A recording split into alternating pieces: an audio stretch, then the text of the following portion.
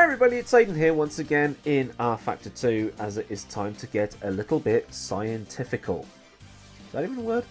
Now anyway, if you are a regular here, you'll be used to seeing this at the end of every video, accompanied by some super cool riffs. Now at the top it basically says what to expect from this channel. Mod reviews. I did one last week. Racing. I do a bit of that from time to time. Crashes. Yeah, I've been known to wreck a few cars. Experiments. Now, hang on a minute. Now, digging through my videos, the last time I did anything that closely resembled an experiment was when I tried to drive an F1 car upside down in an attempt at abusing R Factor 2's physics engine.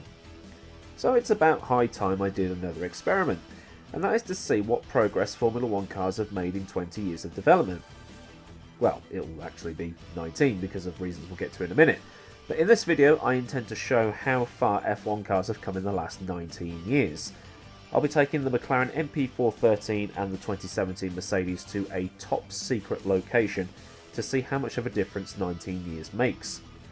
Now the reason it's 19 years instead of 20 years is because the only real 2018 F1 mod available was made by a guy who has a bit of a penchant for passing off other people's work as his own, so I don't use that mod out of principle.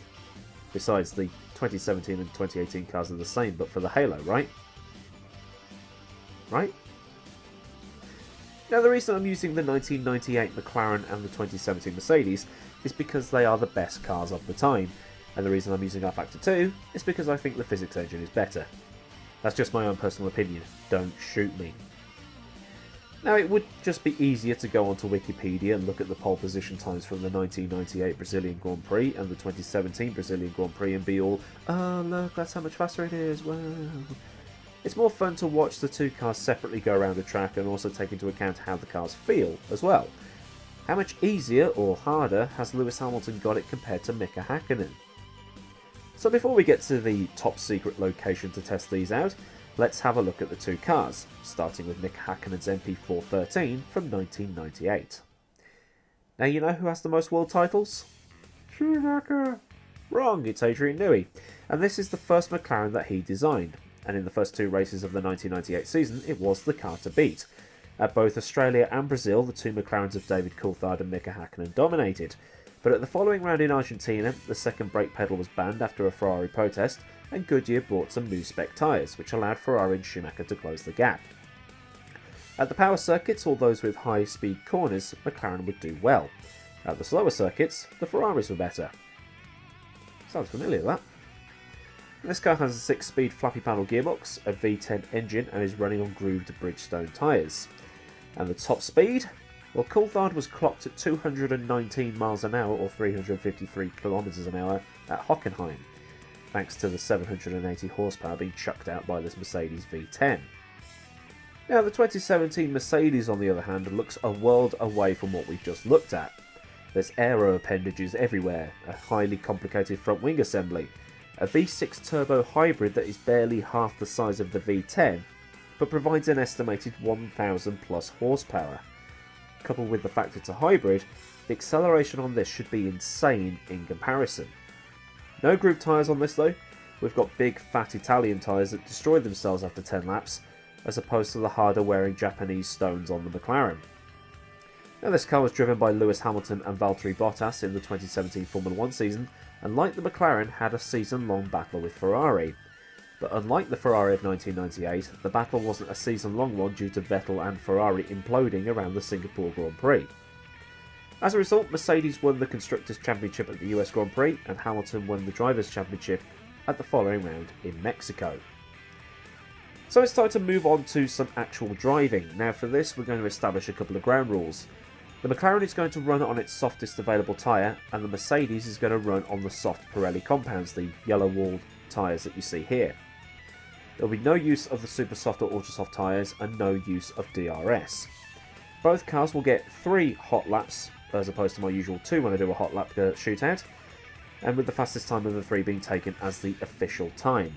And both cars will be running with 20 litres of fuel in the tank. The track temperatures will be the same, and the R Factor 2 railroad system has been set to static using the saturated preset with a tiny bit of extra rubber. Yeah, this is as fair as I can make it, and it's not to be taken super seriously at all. So with all that in mind, it is time to head to a top secret test centre and hand things over to a tame racing driver. Now some say he owns the world's largest collection of horse eggs, and that his blood type is custard. All we know is he's not the Stig, but he is the Stig's black country cousin. This is the top secret test facility.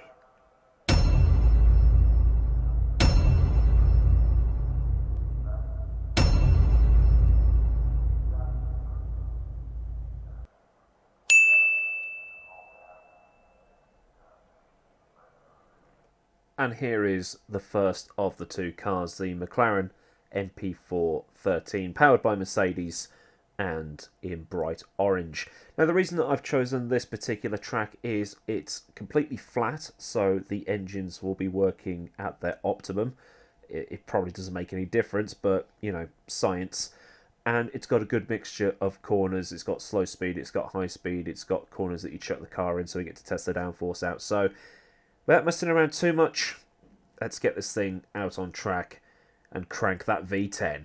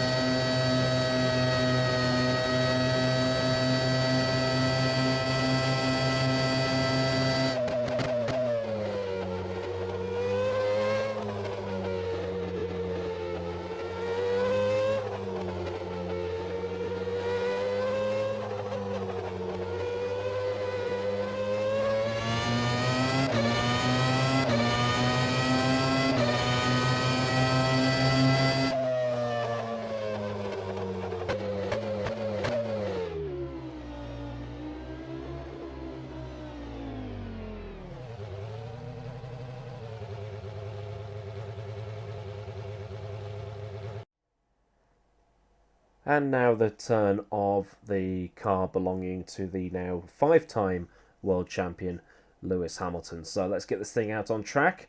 Once again, 3 laps, engine cranked up to the max, no DRS. Let's see how much more performance is in this compared to the car.